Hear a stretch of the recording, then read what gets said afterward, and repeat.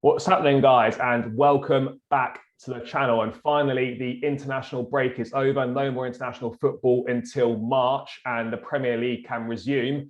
And lots of exciting fixtures coming up this weekend. And joining me today to preview the weekend's action, I'm delighted to be joined by content creator, sports freelancer, and massive Chelsea fan, Elizabeth Helenek. So thank you so much for joining me. How are you?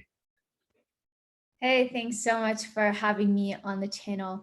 Hopefully my Wi-Fi is okay. I kind of see it going in and out, but I'm connected to an extender. So if it ever gets too bad, I can always move to the other room.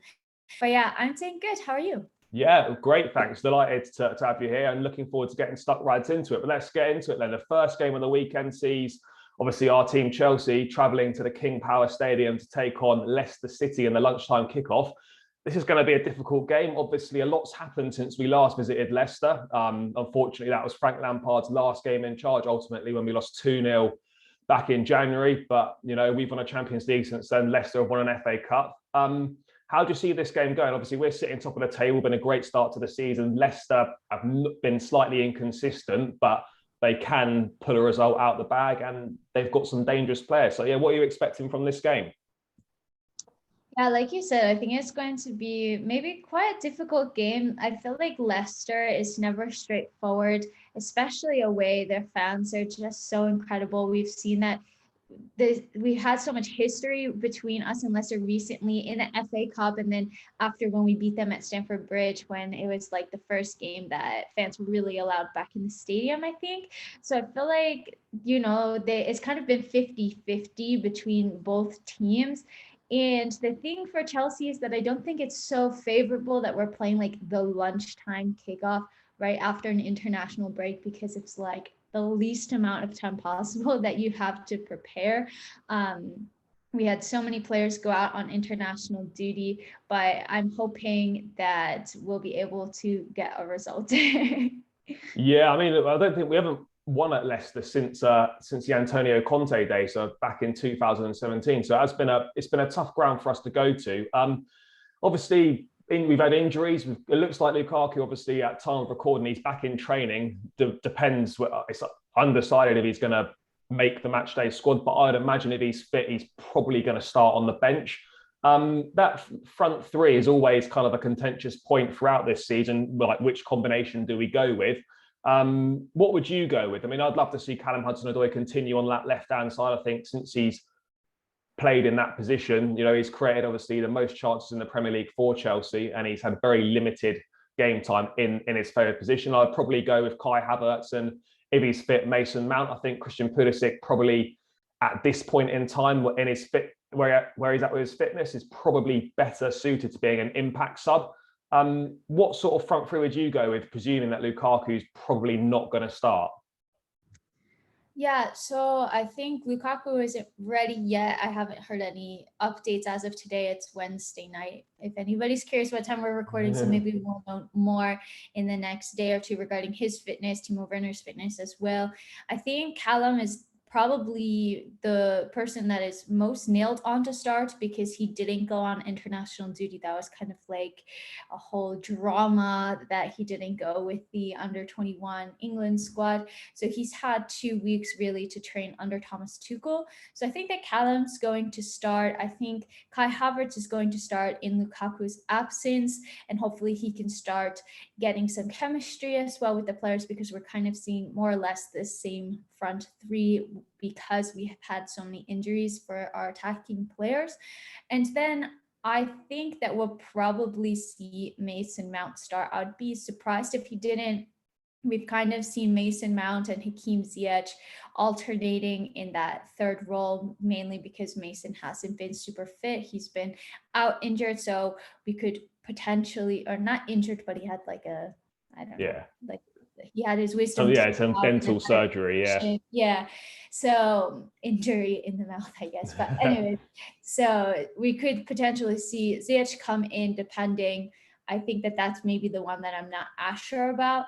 And like you said, Christian Pulisic, I think, is a great option. Obviously, it's a lot of travel. He went back to the US for World Cup qualifiers. He scored in their 2-0 win against Mexico as well. So that's always a plus. And he just gets into really good position. So I think that hopefully we'll see Christian Pulisic come off the bench and get some more minutes into his legs. Yeah, no, definitely. I think that's kind of what all Chelsea fans want to see. And eventually I'd love to see the link up between Lukaku and Pulisic. I think that's something that could be very good for the club. But yeah, on Hakim Ziyech, obviously he's not played international football this break. Obviously he's fallen out with the Morocco coach. So that would be one that I think Tuchel might be looking at in terms of the fact that he's had time on the training pitch. There's been no travelling. So I wouldn't be totally surprised if we did see him from the off.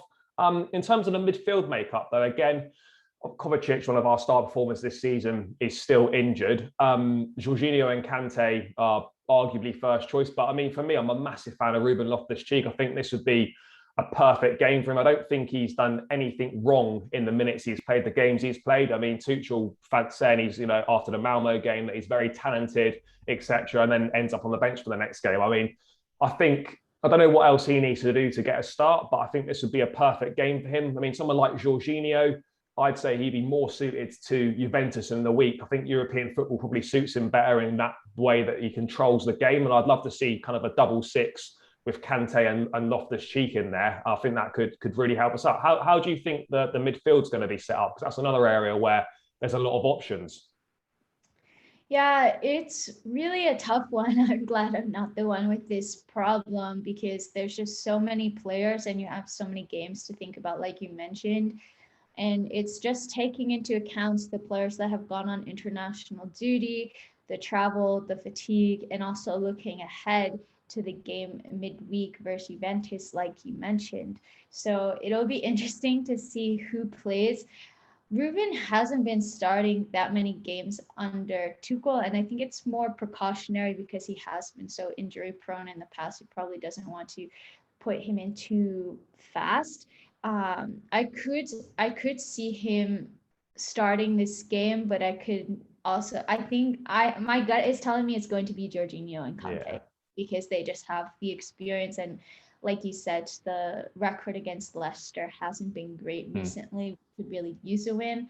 So I think that Ruben, again, is probably one of those players that you bring off of the bench and can really impact the game because we've seen in the past couple of games, he's had almost an instant impact and really has been so great in that box-to-box role. Yeah, no, I think he definitely needs to feature. He offers something so different to what the other midfielders in the squad have. Someone that's physical, picks the ball up, first instinct is to run forward at defenders, whereas the other players are obviously very good footballers, but it's more slow the game down, play a sideways pass. They're not necessarily forward thinkers. So I think it's a great option to have because we haven't got any midfielders like him in the squad. You probably say this season Kovacic probably the most similar to him. He's added a bit more forward thinking to his game, but I think that's something we miss in the middle of the park. But in terms of, Leicester themselves have got some very good players. I mean, we saw last time when we played them at Stamford Bridge under Tuchel, we saw Reece James go in as a third centre-back to try and combat the threat of Jamie Vardy's pace. I mean, James has been absolutely outstanding this season at wing-back, probably one of our best performers, chipping in with goals, assists, etc. I wouldn't like to see that again. Do you think that's something that Tuchel is tempted to go with, putting Reece James in the back three to combat Jamie Vardy, or do you think it'll just be left at wing back given how good his form's been? I don't think so because I think the difference between last season and this season is also that we have Talaba coming into the mix as well. So he's kind of been playing in that right center back position that a Reece James would have filled in. But I personally think the back line will be Reece as a right wing back because he's been performing incredibly in that position. He has so many goal contributions recently, which is absolutely insane. And I think he's probably going to go with experience and go for Aspi, Thiago Silva, and Christensen instead Chilwell as the left wing back. Yeah, I think as we've got so many great options at the back, I think it almost within reason doesn't particularly matter who plays. Whoever comes in seems to do such a good job. Obviously, we're sitting 3 points clear at top of the league, as I said. We're coming into a more of a difficult run of fixtures now, and obviously we've got a lot of fixtures at the end of this month and going into December. How important is it for you that we win this game on Saturday lunchtime, or at least not lose? I mean, I think the thing that was disappointing to me was the draw versus Burnley, because if we had won that game, we could have had a little bit more leeway in the table. And this is a really difficult match. So it's one of those that I wouldn't be that disappointed to draw. Like, I want to win every game, of course, but I prefer to draw this match than I do against Burnley at home. So I think I want to win. If a draw happened, I am always a little bummed with a draw, but hopefully not a loss. But like you said, Chelsea have a lot of really difficult fixtures coming up.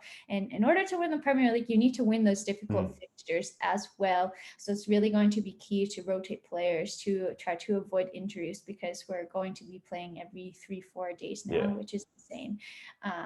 So yeah, hopefully we can get a win. I think that's the one thing that Thomas Tuchel's done really well, is the way he's managed the squad and the way he's rotated the players, and that's going to be very important coming up to this congested time of the season. Traditionally, Chelsea have not done that well approaching the Christmas period. Things seem to kind of fall away a little bit. So I think if we can get through this period and we're there or thereabouts, even if we're not top, if we're within 2 or 3 points of the top of the league, I think we've got a massive chance of winning the Premier League. But as you say, you've got to win games like this if you're going to be a serious contender, because the likes of Manchester City and Liverpool aren't going to drop points too often. So you've got to make sure that, you take advantage when you can. And talking of Liverpool, obviously that's the big game Saturday evening.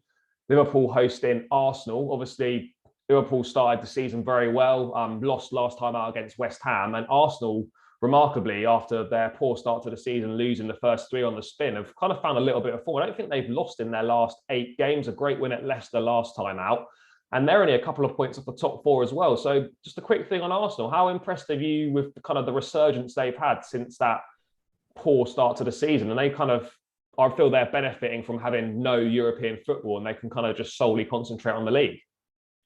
Yeah, I think so as well. But when they started the season, I was quite worried for Arsenal because they had lost their opening 3 games. I don't think they scored any goals in those matches, conceded 9, I think. So it was quite worrying for Arsenal and Arsenal fans. But really, they've been so impressive. They've been keeping a lot of clean sheets. They've gotten some important wins as well, like you mentioned, against Leicester. That's not an easy match. And I think one of the keys has been Emile Smith-Rowe. He's been so impressive for Arsenal, scored 3 goals in their last 3 games, which is insane. So it's going to definitely be an interesting matchup. And I think that they can give Liverpool, something to think about. And the other thing is that Liverpool haven't quite been as good as they have been in recent years. I considered last year more of a blip for them because they didn't have Indak. They're just plagued by injuries. But if we look at their recent performances, they've been conceding a lot of goals. They conceded 3 versus West Ham, 2 versus Brighton, 2 versus Atletico, 2 versus City, 3 versus Brentford. And even in those matches, if they score first, they're not holding on to those leads. So really, it could be anybody's game. Yeah, I mean, they're definitely not as solid defensively. That's for certain. But on their day, the attacking players, the likes of Mo Salah, has been unbelievable so far this season, and obviously Sadio Mane is very dangerous as well. But as you said, there is a fragility in defence there, and I think they've got a few injuries as well. I don't think Firmino's definitely not playing. There's a doubt over Sadio Mane. Robertson's injured, etc. There's a few players that are out, which Arsenal could potentially take advantage of. Do you see Liverpool as more of a threat than Manchester City to Chelsea for the league, or do you think it's kind of fairly even between the 2 of those teams?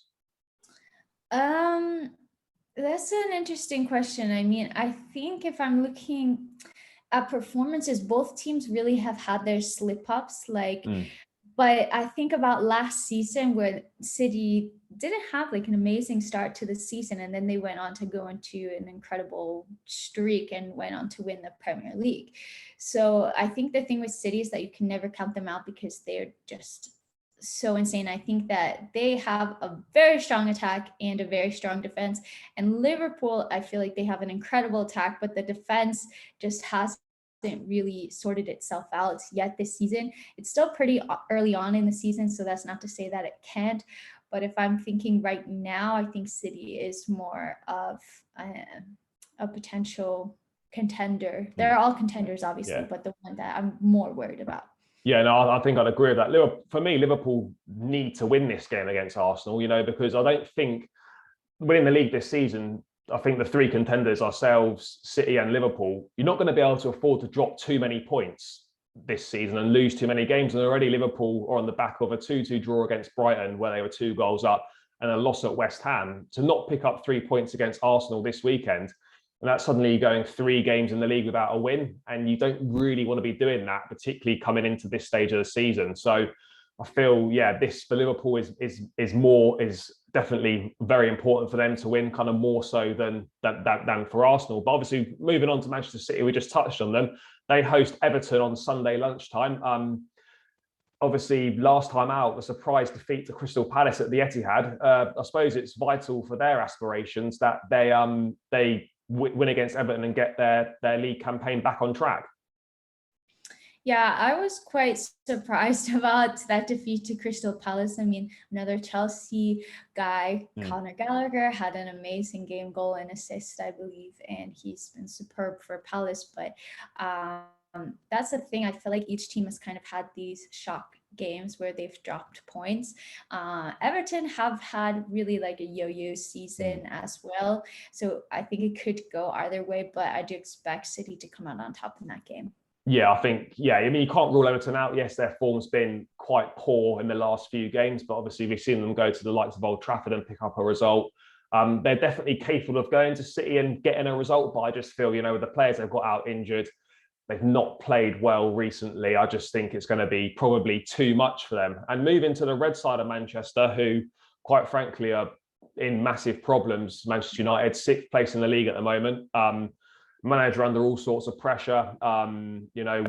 Would they replace him in the international break? It looks like they're not going to, and they're going to stick with him. They head to Watford, taking on Claudio Ranieri's side, a former Chelsea manager, of course.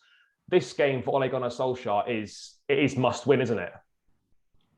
I mean, I would say all of the games are must wins. And even when he hasn't won, he's still stayed in charge. It seems that maybe he's going to be in charge until the end of the season at this point. Who knows? Feels like they kind of missed the boat on Antonio Conte.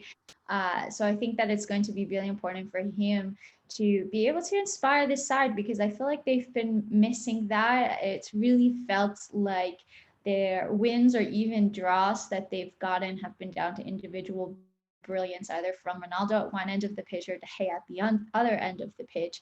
But I don't feel that they're quite playing as a unit, which is surprising given the amount of talent that they have in that squad. So I do think it's a must-win game, but they really have had like quite poor run of form. I think they have 3 wins in 10 games in all comps, which for Manchester United, you're expecting more. And I think that they currently have 1 win, 1 draw, 3 losses in their last 5 in the Premier League. So like I said, if they lose or draw, I don't think anything's really going to happen at this point. It seems that United are willing to give Ole time and see how it goes.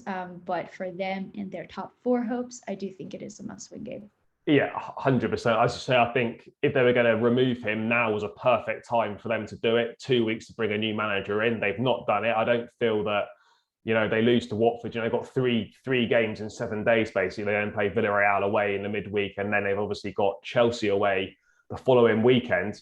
If you're not going to sack a manager in an international break, you're not going to sack him with 2 days between games. So I do feel that regardless of the result, he's still going to be in a job there. But yeah, for their top 4 aspirations, which are at the moment still just about intact, but they are dangerously slipping away, this game is a must win. But just a quick word on Watford. Obviously, what do you think Claudio Ranieri can do with them? Do you think he can keep them up? He's obviously a safe pair of hands, a very experienced manager. We saw him, play well against Everton, get a 5-2 win there. But, and unlucky last time out of the Emirates to not come away with a point. Do you think he can keep Watford up? Yeah, I think that, currently they're sitting in 17th. It's not a completely dismal situation yet, but I think that they haven't had, the best run of games, 1 win, 4 losses in their last 5. But I do really like him as a manager, and I think that he has the ability to motivate the squad, and he has really unique ideals that he wants to try to like give. I don't know, I can't think of the word right now, but to like to give them. To put across. Yeah, so I think it's just normal that it's going to take time. They have some really talented players as well, like Sar, but I don't think that it's going to be completely safe. It's going to be a battle of whether or not they can stay up. I think they probably will stay up. I'm more nervous for Newcastle at this point, and Norwich as well. Yeah, I mean, let's move on to some of those teams then that have obviously, there's 3 teams this weekend that have got new managers in place. Let's start with Newcastle. Obviously, Eddie Howe's taken the job. They're in big trouble at the moment, 19th in the league, haven't won a game all season, and we're in the middle of November. They host Brentford at St James's Park. I think the atmosphere is going to be unbelievable. Eddie Howe's first game there. What do you think he can do for Newcastle? Do you think it's a good appointment, and can he keep them up? Because ultimately, for this project and takeover, it would be really bad for them to get relegated this season. Yeah, I mean, I think Eddie Howe has experience in this. He brought, oh my God, he brought Bournemouth. Yeah. I was thinking like it had to be, and it's been a long day. Brought Bournemouth up from League Two to the Premier League in 4 seasons, which is incredible. So he has experience with that, and then he kept Bournemouth in the league. Obviously, they did get relegated a few seasons ago, or was it? Yeah, a couple seasons ago, yeah. Yeah. So he does have experience dealing with sides that are going through that, right? And I do think that it is a good appointment for them. Right now, I think that they just need to start trying to win games, get through until January, and hopefully bring in some signings that can help sort out the defense, the midfield, the attack. And hopefully that will allow them to, stay safe from relegation.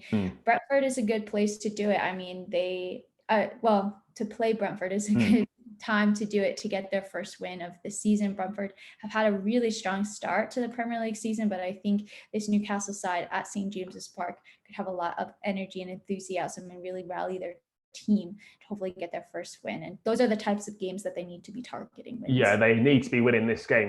You don't want to be heading into Christmas with still no points on no wins on the board. So yeah, this is the sort of game you'd look at, despite Brentford's strong start, as you said. Newcastle, if they're going to stay up, they need to be winning games like this. Moving on to another new team. Obviously, Aston Villa freshly appointed Steven Gerrard as their new manager. He starts off his campaign at Villa Park with a home fixture against, I think, Crystal Palace. How do you see that one? Sorry, not against Crystal Palace, against Brighton, sorry. It's vital that he gets off to a good start. Villa have lost 5 in a row in the league, sits 16th in the table, and against an informed Brighton side who Graham Potter's doing a fantastic job there. I mean, how do you feel Steven Gerrard's going to do at Villa Park?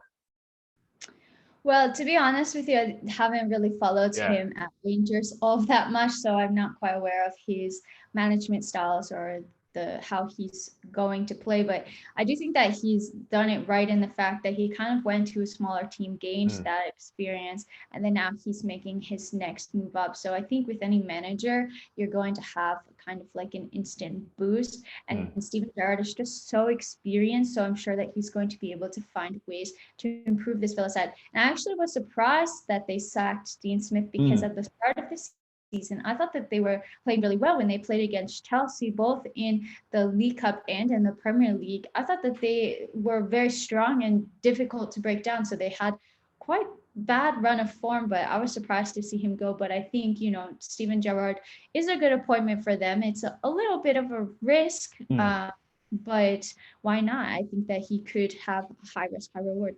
Yeah, I think it's definitely a risk worth taking for both parties. I think it can work out very well for Aston Villa, and for Gerrard, I don't think you don't say no to a Premier League club, and to get your first job in the Premier League for a relatively new manager at a club like Aston Villa. I don't think there's many teams that you can go in at an entry-level job in the Premier League and get a better club. So yeah, I think it's definitely exciting for him, but he needs to hit the ground running, get the fans on side, and get a win on the board. And I do, to be fair, that new manager bounce, as you referenced, I do think that it's possible that Villa probably do beat Brighton, but yeah, they need to start picking up points as well. And going from the current Villa manager to the former Villa manager. Obviously, Dean Smith only out of work for 8 days, announced as the Norwich City manager in the week. Ironically, his last game as Villa boss was against Southampton, and his first game as Norwich manager is also against Southampton. I mean, it's almost the impossible ask to keep Norwich City up, possibly, but I mean, is there any chance Dean Smith can do it? An experienced pair of hands. I mean, I feel that they've kind of looked at this appointment and they've got the Championship in mind, given the fact that he's brought Aston Villa up from the Championship and he's got Championship experience with Brentford as well. So I think that's probably why they've gone for him. And it'll be interesting to see if Chelsea loanee Billy Gilmour gets any more game time under Dean Smith, because obviously under Daniel Farke, he wasn't getting a lot. He was surprisingly out of the side. And given the fact that Norwich don't have a lot of great players and how poor the results were, that was certainly an interesting decision. Sorry, it froze for a sec. That's right. Yeah, I was really surprised that Billy Gilmour wasn't starting as well, especially because almost every game that he's started or debuted at, he's gotten man of the match, because he's just like such this bright young talent and he's so good. And so I thought that the loan to Norwich made sense because he was going to be playing week in and week out, and at the time that he's not, it's better for him to be at Chelsea than to be at Norwich. So hopefully this change in manager helps Billy Gilmour get some game time for us Chelsea fans. And I do think that they have a possibility to stay up. I mean, it's very open right now. I'm just looking at the table. Norwich and Newcastle both have 5 points, Burnley on 8, which makes me even sadder about our draw against them. And then Watford, Aston Villa on 10, Leeds on United, Brentford on 12. So really, if any of these teams start stringing together some wins, they're going to jump in the table. Yeah, no, for sure. I think Norwich can still stay up, as you just said, Ben. They're only 5 points. So I know 5 points is quite a lot, but that's just, as you said, string a couple of wins together down, particularly down the bottom end of the table, and you can soon find yourself from the bottom 3 up to about 14th or 15th. That's how close it is. So it's definitely an opportunity, but I think it's a great appointment for them. I would have loved to have seen Frank Lampard back in management, but I think it was probably right of him to turn it down, given the fact that not much experience in a relegation battle, and for a young coach like him to have like a relegation, a sacking, and a lost playoff final on the CV, within your first 3 years of management probably isn't the best. So I kind of think it's best for him that he probably didn't take that job. But yeah, Norwich needs to start picking points up. So hopefully, against Southampton, who are a good side, they might start to get some points on the board and perhaps climb that table. But yeah, just to round out the weekend then, 2 teams that are banging form at the moment. West Ham take on Wolves. I mean, how impressed have you been with West Ham this season? I mean, I thought last season they were exceptional. I perhaps wasn't expecting them to carry that on this season, with the added Europa League football and perhaps not the most investment in the summer. I know they brought in Kurt Zuma from Chelsea, but not a lot of other investment in the squad. And Declan Rice, they've got one of the best midfielders in Europe on current form. I mean, what do you think of the job David Moyes has been doing? It's been so impressive, especially I was watching that West Ham Liverpool game and I couldn't believe what I was seeing. I don't watch West Ham week in, week out, obviously, but I was so impressed with their defensive shape, and they were just swarming the Liverpool players, not really giving them much time, and they were forcing the Liverpool players to take shots from outside the box because they were just so well organized. I think they're very strong defensively, and we've seen that they can come up with goals when needed as well. So I think that, like you said, I wasn't expecting them to continue their form. I think they're currently 3rd in the Premier League. Whether or not they can keep it up will be really interesting to see, but I'm like rooting for them, like outside, not against Chelsea, but just see what happens. Like I always love a good underdog story. Yeah, and I think they've been one of the great stories of the Premier League so far. I think David Moyes is showing how good a manager he actually is, despite things not working out at Manchester United. He's gone to West Ham and he's definitely transformed them. But I mean, yeah, a game against Wolves will be interesting. Obviously, they didn't start so well, but under Bruno Lage, I didn't know too much about him, but they've started to steadily pick up some results and playing some good football. Raul Jimenez is back amongst the goals, and with Hwang as well, the Korean forward, they seem to be striking a good partnership. So it'll be a difficult test. But if West Ham can get a good result in this game, then they could potentially be here for the foreseeable, and they might go close in the top 4, top 5. I think they're definitely, providing they keep their best players fit, they should be finishing in a top 6 this season, which would be another outstanding achievement for David Moyes and the club. But yeah, that pretty much wraps up the preview to the weekend's action. Elizabeth, thank you so much for joining me. Guys, make sure you subscribe to Elizabeth's channel, follow her on Twitter. I'll link both of those in the description below. And also make sure you smash a like on this video, subscribe to the channel as always if you haven't, and we'll catch you in the next video.